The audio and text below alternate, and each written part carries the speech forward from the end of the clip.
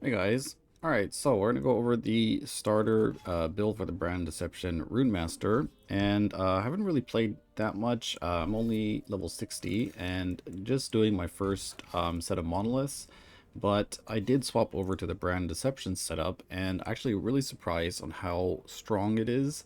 I was playing Ignite, Fireball, and Frostclaw up till now, and I was doing pretty good.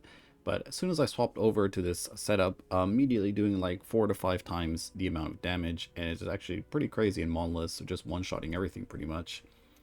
This might actually be one of the strongest early game sorcerer setups that I've ever played. So let's take a look. And first of all, Brand Deception, if you guys are not really sure what it is, it's a Runemaster skill you get from over here, and then we get to scale the damage with our shock chance. We get 6% more damage on the brand per 1% shock chance.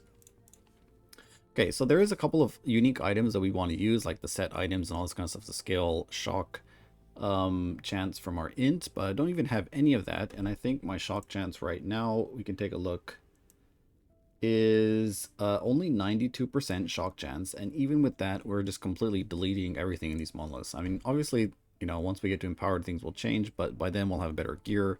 And for now, it's extremely fast. So let's just jump into a monolith and go check it out. And then we'll go over the sort of setup. Right now, I'm self-casting Lightning Blast because, first of all, mana concerns. And it's actually pretty good. So you can see that we're pretty much just one-shotting everything. And even though this brand is like a damage over time, the initial hit actually comes out like instantly, right? As soon as the brand gets applied, the first tick of the dot happens. So that's why it pretty much feels like you're doing like hit-based build. All right, so let's go and see. There is one of these guys. We have a single target set up with the static orb. Right now, it's not really that juice, but you can see the dot there was doing like 1800 damage. We get anything good? Let's pick all the items up. And yeah, pretty smooth sailing. Haven't really done the bosses yet, but maybe we can actually do a boss, I think. I think I might have enough. Oh no, I have to do the quest. So anyways, but I'm pretty sure the bosses are going to be totally fine. I did a campaign boss, and it was pretty easy. So you can see we're just completely just like deleting everything here with just like basic leveling gear that I found. So pretty insane. Yeah, it's complete busted leveling stuff. So let's go kill off the objective, or it's one of these things here. And I am using the what's this thing called again? The Glyph of Dominion, because this also gives me some more shock chance. You can see now I go up to 172 shock chance. So it's going to give me quite a lot more damage. And we can just kind of stand in here and zap everything.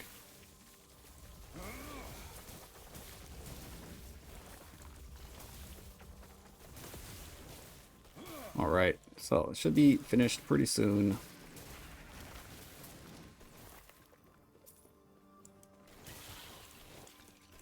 Pretty easy sailing. Alright. So, a little bit of mana problems because in order to apply the brand deception, we do need to have the skill cost 15 mana, so it is costing quite a bit.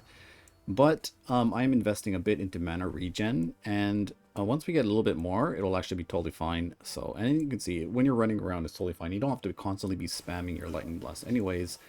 You only really need to apply it once every, what, 3 to 4 seconds, I think. So, all right, so that's like kind of what it looks like. Pretty insane. A little bit sad with the portal, you know, because I push it, and then right as I click it, I push it, you can click it right. So I never actually get to see the full animation a lot of times, but it looks amazing. Alright, so let's go over the current character. And I have two planners for this. I'll put them in the video description. You can go check out one for the one with the fireball that I was doing up before this, and then the one after I swapped to the brand. So let's start off with the skills, I guess. First of all, the lightning blast setup. There's a lot of things you can try out here, and I'm not really sure if I want to go into the extra chains or the double cast chance, because I think this is going to be really fun. But basically, what we need to do is we need to get the chain lightning, 4 points here, so that the lightning blast costs 15 mana. And pretty important that we don't use any kind of items that reduce our mana cost, right? So that's why I'm using a scepter. You can use some kind of staffs. Some staffs don't have the reduced mana cost, so you can do that. Anyways, so make sure it's 15 mana, and you don't have to use Lightning Blast. You know, as long as the skill is costing 15 mana, you can use whatever you want, right? You can do Elemental Nova, you can do Fireball, you could do Frost Claw, you could do Frost Wall, you could, I don't know if you could do Rune Bolts. You can even do Flame Breathe. There's so many spells you can use to proc this. So if you have a favorite spell, you can, you know, get that to 15 mana and then just start using that. Anyways, so for Lightning Blast, like we said, all we need to get is the Chain Lightning, and then I went into the Lightning Aegis, and then the extra damage over here, because this is going to increase the damage of the brand, as long as it's like stuff that says more damage and not like more hit damage and that kind of stuff, it will be applying to the brand. And also Divergence, this is really cool. So normally the Lightning Blast will go and then it will chain, but what this does is it can still chain, but then if there's like a lot of enemies, like say there's one here, one here, one here, instead of going here and then chaining like this and possibly missing this guy, you'll shoot out lightning beams like from you instead of chains. So it clears a lot better with the Divergence setup. Okay, and then after that, the single target setup right now is going to be a static orb. Because we can scale this with quite a bit of mana, and there's a lot of single target ones you can use, but you just want to find a skill that has a lot of more damage multipliers. Like there is static is really good because this has like more damage per charge, so you can get tons of more damage on it, but it's a little bit clunky, so I like the static orb. It's very simple to use. We get constant lightning aegis, we can use it from long range, and we have this mana scaling potential in the end game. Okay. And after that, for the Glyph of Dominion, I'm just using this for the additional shock chance. That's pretty much it. The rest is just scaled into duration and that kind of stuff.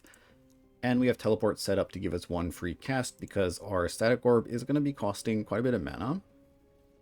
So we get one free cast with our teleport, and then we just have Flame Ward. So that's pretty much all you really need for the setup. And let's go over the passives. Right now, these are going to change once I get better gear, but for now, just kind of, I was actually planning to use the set helmet, I forget the name of it, but there's that one that gives you 1% shock chance per 1% int. So that's why my tree right now is sort of getting ready to buy that item.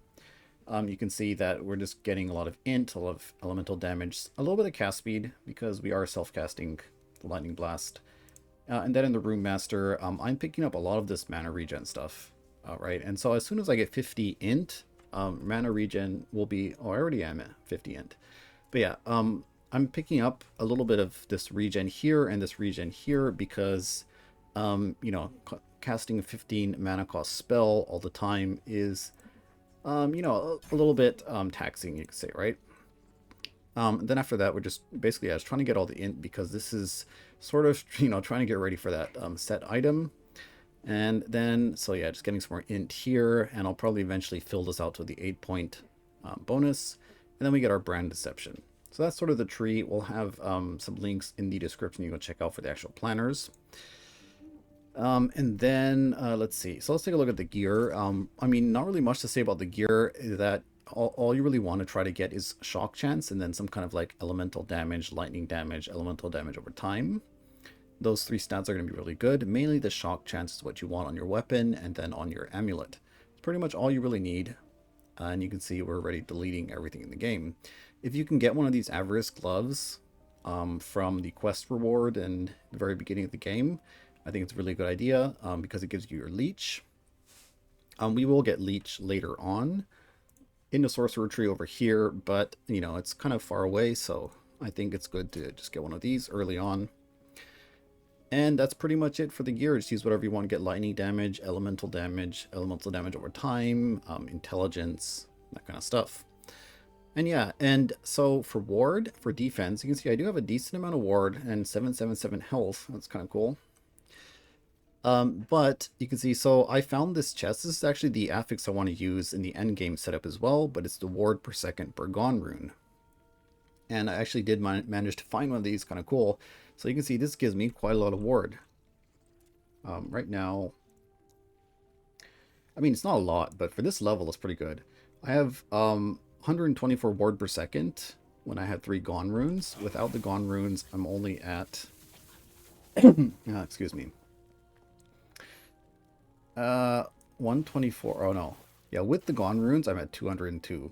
Without the Gone runes, we're only at like 124. So this gives me quite a bit of regen, and it's not even a maxed affix, right? So anyways, that's kind of the sustain we're going to be doing for this build, is because we don't want to be casting a lot or hitting a lot, so we're going to be getting a lot of static ward per second, along with ward decay threshold and ward retention, and that's going to be our sort of defensive setup. But anyways, also for your idols, if you can get shock chance on the idols, really good. I've only found one so far. But yeah, that's pretty much it for the day 1 diary, I guess. And I'm going to continue grinding, I guess, to the empowered monoliths. And sometime tomorrow, we'll be making another diary video, so stay tuned for that. Anyways, that'll be it for this one. Thanks for watching, guys, and I'll see you next time.